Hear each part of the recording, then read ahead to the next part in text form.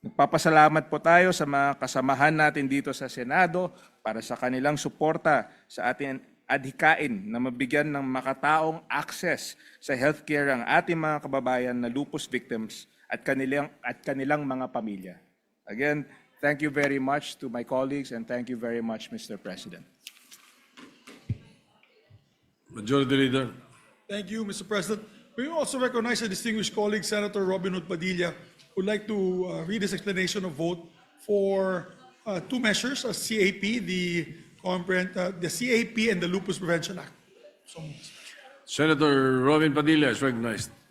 Maraming salamat po, Ginoong Pangulo. Assalamualaikum, mga mahal kong mga kasama.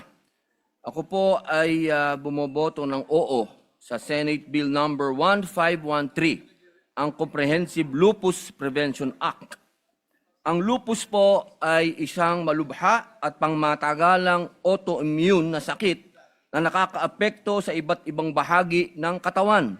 Katunayan po, nung nakaraang linggo, ako po ay bumisita sa ating mahal na kaibigan, mahal sa buhay, Chris Aquino, sa kanya pong kwarto sa St. Luke's.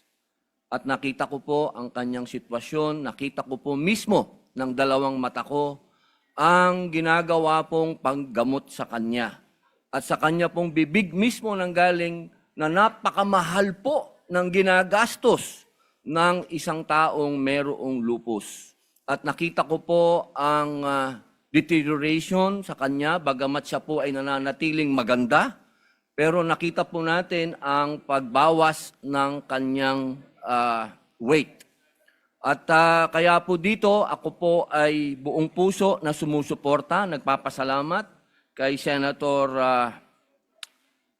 Risa Hontiveros at kay Senator Mark Villar sa pagbibigay po ng halaga dito po sa karamdaman na ito.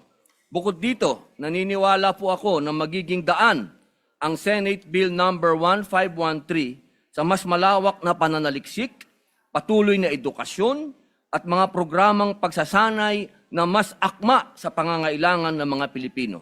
Sa ilalim ng batas na ito, may sasagawa ang malawakang information campaigns at edukasyong pampubliko na magpapataas ng kamalayan ng ating mga kababayan, mababawasan ang stigma at magbibigay daan sa mas maagang pagkilala at paggamot ng sakit.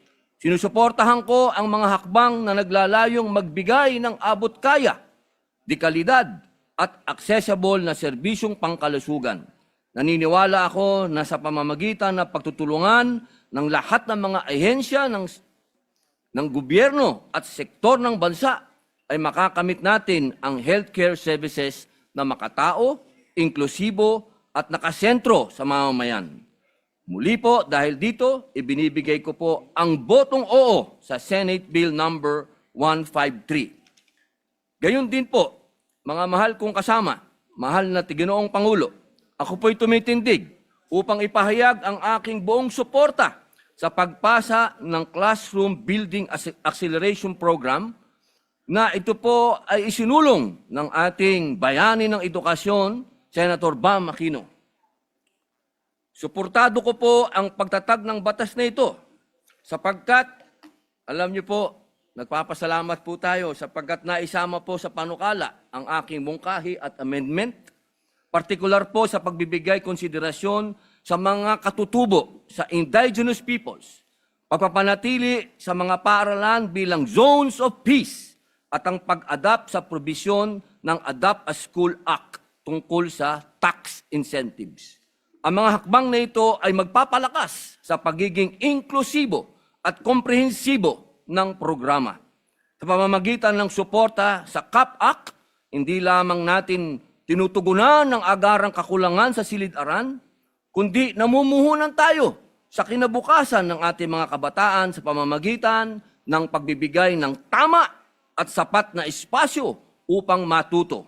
Ito ay isang batas na nagpapakita ng praktikal, responsable at collective na solusyon sa isa sa pinakamalaking hamon sa ating edukasyon. Muli po, isa po itong agimat para sa ating mga katutubo sa matagal na panahon ay pinaglololoko ng mga taong edukado. Muli po, maraming salamat sa inyo, Senator Bam Aquino, at sa inyo po, Ginoong Pangulo. Ako po ay bumaboto muli ng oo. Maraming salamat. Thank you. Majority Leader.